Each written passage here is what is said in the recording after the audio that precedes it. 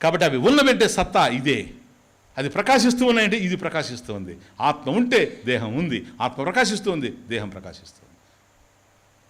Clear clear. ఆత్మానం రాజవత్ సదా. Next, ఇట్లా ఉంది కదా విలక్షణంగా. నేను ఇప్పుడు అర్థమైంది కదా, విలక్షణంగా ఉంది కదా ఆత్మ, సాక్షిగా ఉంది కదా. ఇది వివేకం, ఇది జ్ఞానం.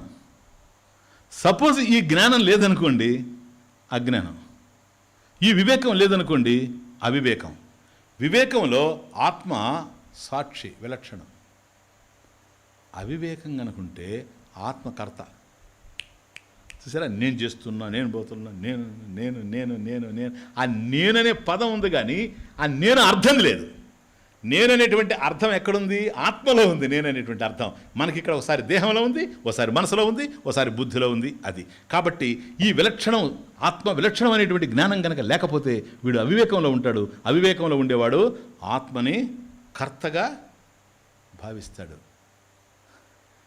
అదే స్వామి చెప్పింది అర్జున, నమాం కర్మాణి లింపంతి నమే కర్మ ఫలేస్పృహ. అసలు కర్మలు అంటవై నన్ను, నేను చేస్తే కదా కర్మలు నాకు అంటడానికి. కాబట్టి కర్మ చేసిన వాడి కర్మ ఫలం కావాలి. నాకు కర్మలు లేవు, కర్మ ఫలం లేదు. ఎందుకని? సర్వగతమై ఉండేటప్పుడు కర్మ చేయడానికి అవకాశం ఎక్కడుంది? I'm the actionless awareness. Actionless awareness. సరేనా? అంతటా నేనే ఉన్నా, కర్మ ఎక్కడ జరుగుతుంది? బ్యూటిఫుల్. ఇది అర్థం కాలేదనుకో, ఆత్మకి కర్మ చేసేటువంటి పరిస్థితి అంటే కర్తృత్వం ఉంది అంటాడు ఆత్మకి. ఎవడు? అవివేకం ఉండేవాడు. ఈ కర్తృత్వం ఏదైతే ఆత్మకు ఉందంటున్నాడో ఇది కేవలం కల్పితం. ఇది కల్పితం. నెక్స్ట్, వ్యాపృతేష్వింద్రియేష్వాత్మా వ్యాపారీ వా వివేకినాం దృశ్యతే భ్రేషు ధావత్సు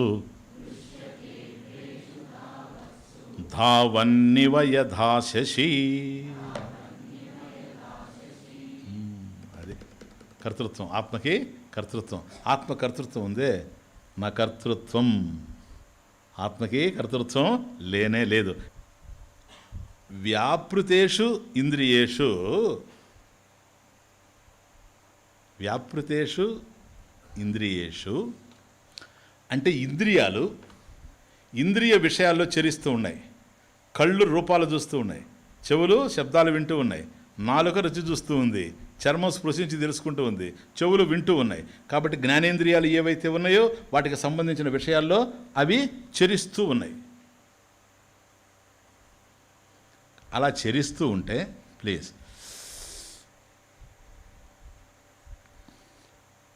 అవివేకినాం, వివేకం లేనటువంటి వాళ్ళకి ఆత్మ వ్యాపారి ఇవ, ఆత్మ వ్యాపారి ఇవ. ఇంద్రియాలు ఇంద్రియ విషయాల్లో చరిస్తూ ఉంటే వీళ్ళకి ఏమనిపిస్తుంది అంటే ఆత్మ ఆ వ్యవహారాల్లో ఉంది, ఆ క్రియాకలాపాల్లో ఆత్మ ఉంది, ఆత్మ చేస్తూ ఉంది. అర్థమవుతుంది అని అంటాడు. వ్యాపృతేషు ఇంద్రియేషు, ఇంద్రియాలు ఇంద్రియ విషయాల్లో కదులుతూ ఉన్నాయి. ఆత్మ వ్యాపారి ఇవ, ఈ పనులన్నీ చేసేది ఆత్మేనని, ఈ కర్తృత్వం ఆత్మకే ఉందని. అదే కదా నేను అహం పశ్యామంటాడు. చూచేది ఎవరు? కన్ను కదా. అహం శృణోమి, వినేది చెవి. వినడానికి ఆధారంగా చైతన్యం ఉంది, కానీ నేను వినేవాడిని కాదు, చూచేవాడిని కాదు కదా. Just listen. వ్యాపృతేషు ఇంద్రియేషు ఆత్మ అవివేకినాం వ్యాపారి ఇవ, వ్యాపారీ వా వివేకినాం, వ్యాపారి ఇవ అవివేకినాం. సంధి. వీడికేమో ఆత్మ పనిచేస్తున్నట్టే ఉంది. ఎట్లాగంటే ప్లీజ్, అవివేకినాం వ్యాపారి ఇవ దృశ్యతే, అది అన్వయక్రమం. వ్యాపృతేషు ఇంద్రియేషు, ఇంద్రియేషు వ్యాపృతేషు ఆత్మ అవివేకినాం ఆత్మ వ్యాపారి ఇవ దృశ్యతే, కనపడుతుంది. ఇంద్రియాలు కర్మల్లో ఉంటే ఆత్మ కర్మ చేస్తూ ఉన్నట్టుగా వివేకం లేనిటువంటి వాడి కనపడుతూ ఉంది. ఎగ్జాంపుల్ కావాలి కదా. కథం అయ్యా, ఎట్లాగూ అంటే అవివేకినాం ఆత్మ వ్యాపారి ఇవ దృశ్యతే అంటే కర్త ఇతి, కర్త ఇతి, ఆత్మ కర్త ఇతి దృశ్యతే, అది కర్తగా కనపడుతుంది. కథం యథా అభ్రేషు దావత్సు, దావత్సు అంటే పరిగెత్తడం, అభ్రేషు దావత్సు, మేఘాలు పరిగెత్తుతూ ఉంటే శశి ధావన్నివ దృశ్యతే ఇది. రాత్రిపూట ఒక్కోసారి మనం చూస్తాం, వేసవికాలంలో కనపడతా ఉంటాయి, శరద్ ఋతువులో కనపడతా ఉంటాయి, మేఘాలు మెల్లగా పోవడం అట్ల నుంచి ఒక్కోసారి స్పీడ్గా కదులుతూ ఉంటాయి చూడండి, సర్వని పోతూ ఉంటాయి.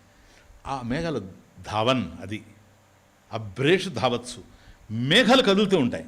చంద్రుడు అక్కడ ఉంటాడు, మేఘాలు ఇక్కడి నుంచి చూచేవాడు అంతా మేఘాలు ఉంటాయి కదా, మేఘాలు కదులుతూ ఉంటే మనకేమనిపిస్తుంటుంది? చంద్రుడు కదులుతున్నట్టు అనిపిస్తుంది. యదా అభ్రేషు దావత్సు, మేఘాలు పరుగులెత్తుతూ ఉంటే అబ్బా చంద్రుడు ఈ మేఘంలో నుంచి ఆ మేఘంలోకి వెళ్ళాడండి, ఈ మేఘంలో నుంచి ఆ మేఘంలోకి, ఎవరు అనేది తెలిసివే పిల్లలే అనేది మనం పిల్లలుగా ఉన్నప్పుడు అన్నాం అన్నమాట.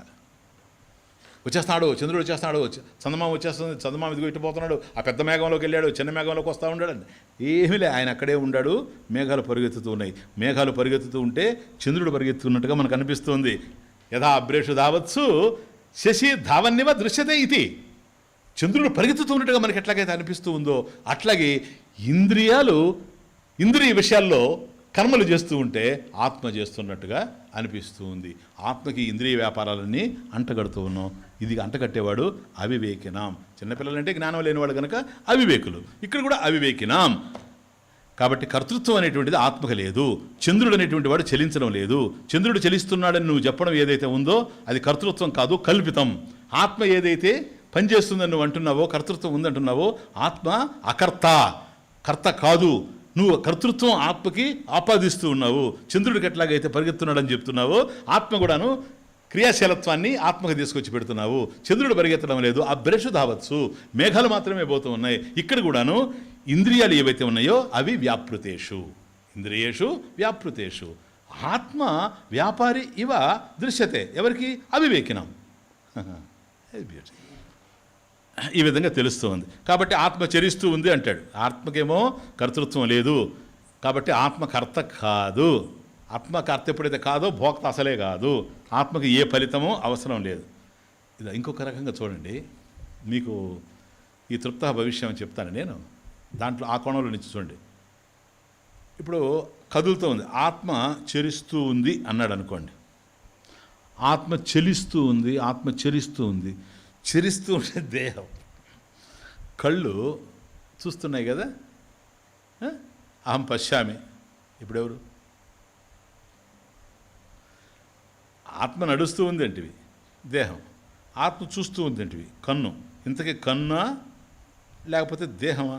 అంటే ఇంద్రియాలా లేకపోతే దేహమా? ఏది ఆత్మ?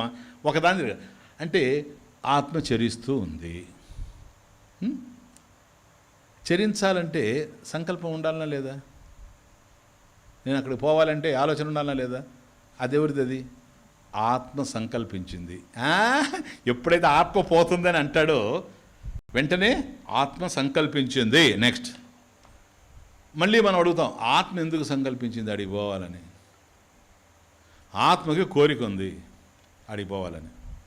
మళ్ళీ అడుగుతాం, ఆత్మకి కోరిక ఎందుకు ఉంది సార్? ఆత్మలో వెలితుంది. ఇక్కడ సుఖం లేదు కనుక అమ్మగారింటికి పోతే అక్కడ సుఖం వస్తుంది. అందువల్ల అత్తగారింటి నుంచి కొన్ని రోజులు అమ్మగారింటికి పోయిస్తాము.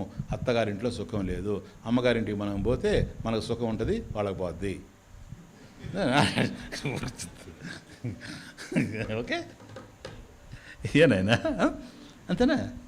ఓకే, అందరూ వాళ్ళ అనుభవంలో నుంచి కదా. ఇప్పుడు చూడండి, ఇది ఎట్లా ఉంది ఈ అనాలిసిస్.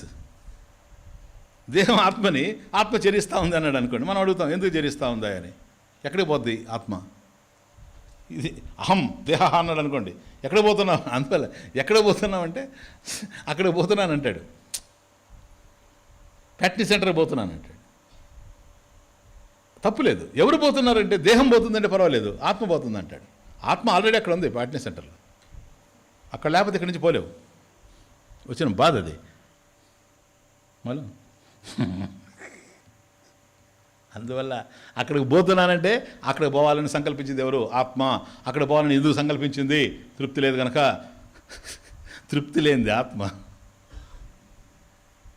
అది అందువల్ల క్రియాశీలత్వం ఉండడానికి అవకాశం లేదు ఆత్మకి. ఆత్మకు గనక కర్తృత్వం గనక